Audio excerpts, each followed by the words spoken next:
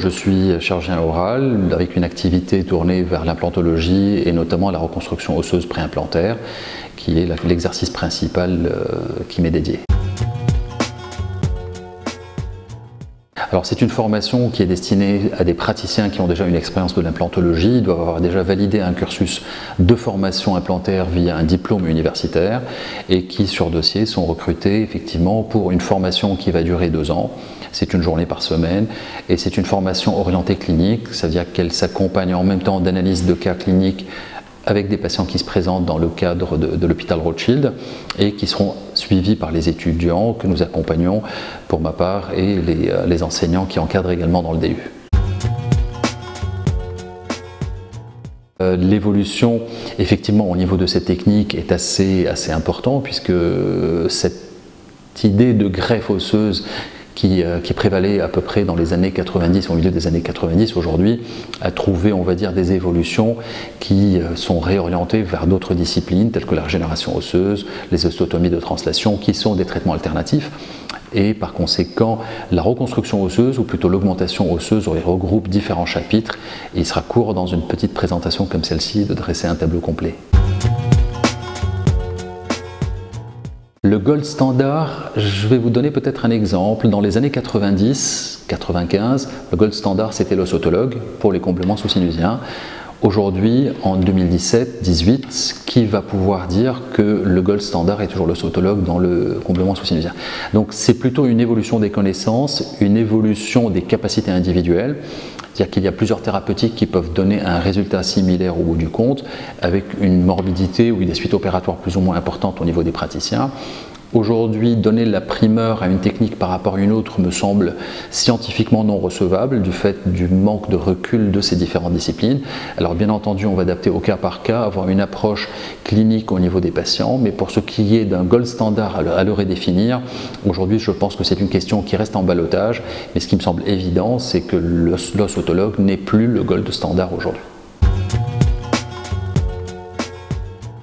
La régénération osseuse guidée est un terme assez général, il regroupe même l'ossotologue. Quand on prend de l'ossotologue, qu'on le réduit en particules, qu'on fasse une greffe dite en 3D, donc avec des plaques osseuses, ou qu'on le fasse avec des membranes, en tous les cas, à partir du moment où c'est de l'ossotologue qui est dénaturé, qui n'est plus vascularisé, on est rentré dans la régénération osseuse. La régénération osseuse, c'est la substitution de particules inertes ou de particules d'origine vivante, comme l'ossotologue, qui vont se retrouver dégradées et former un os nouveau.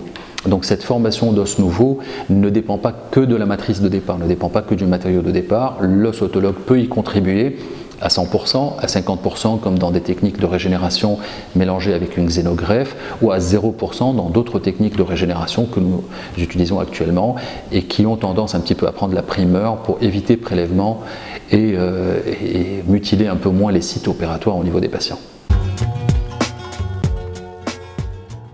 Les greffes sous-sinusiennes, je ne devrais pas plutôt dire greffe, il ne s'agit pas d'une greffe mais d'un comblement, puisque à partir du moment où on fait référence à une greffe, on fait référence à un organe vivant. Donc les comblements sous-sinusiens, vous les connaissez, tout le monde les connaissait, c'est la voie latérale ou la voie axiale, c'est de corriger l'os avec une élévation de la muqueuse sinusienne et qui va permettre de régénérer un os dans cette partie osseuse. Alors, je vous voyais venir parce qu'effectivement, vous allez me dire, avec la chirurgie guidée, on va pouvoir avoir des axes implantaires qui vont permettre d'éviter cette zone sous-sinusienne. Je pense que c'est quelque chose qui va de soi, qu'à partir du moment où on peut éviter un implant relais ou un implant dans une position, on va dire, autre que dans la position axiale dans la zone de l'implant, ça va dans le sens, on va dire, de la réduction du phénomène, ou plutôt de l'acte opératoire. Maintenant, il faut se méfier, ces implants avec des chirurgies acrobatiques, avec des angulations extrêmes, ont été utilisés préalablement à la chirurgie guidée aussi, avec des déboires et avec des problèmes biomécaniques et des problèmes fracturaires et de distribution de contraintes qui effectivement ont montré leurs limites dans le temps. Donc il y a plusieurs critères, rester dans les couloirs prothétiques, respecter effectivement l'os périphérique, et il ne faut pas confondre chirurgie guidée et évitement de comblement et des chirurgies à tout va qui permettent dans ce contexte, même dans des conditions défavorables, de placer un implant par une prouesse acrobatique. Ce n'est pas la finalité. La finalité étant la pérennité d'un traitement. Chirurgie guidée est on va dire, un outil complémentaire. Je ne pense pas que je puisse imaginer l'implant du futur. Je pense que nous tous, Mes confrères et moi aujourd'hui qui travaillons avons des idées, avons des orientations, avons des souhaits que nous transmettons à nos partenaires habituels, et l'implant du futur sera probablement défini par les personnes qui continueront ce travail-là. Donc ce sont nos jeunes aujourd'hui qui vont pouvoir définir cet implant du futur. Il ne peut pas se définir sur une carte avec une table et un plan, il se définira par les différentes orientations vers lesquelles partent les industriels et par les études qui vont valider tel process ou invalider d'autres. Donc aujourd'hui, vous dire ce que sera l'implant du futur, je peux vous donner des orientations. Je pense que la littérature aujourd'hui professionnelle est pleine d'orientations qui partent dans différents sens.